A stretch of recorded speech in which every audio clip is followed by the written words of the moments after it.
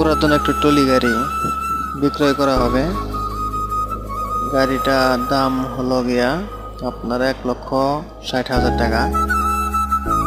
দামাদামি করার সুযোগ আছে, যদি কারো ভালো লাগে স্ক্রিনে দেওয়া নাম্বারে যোগাযোগ করতে পারবেন।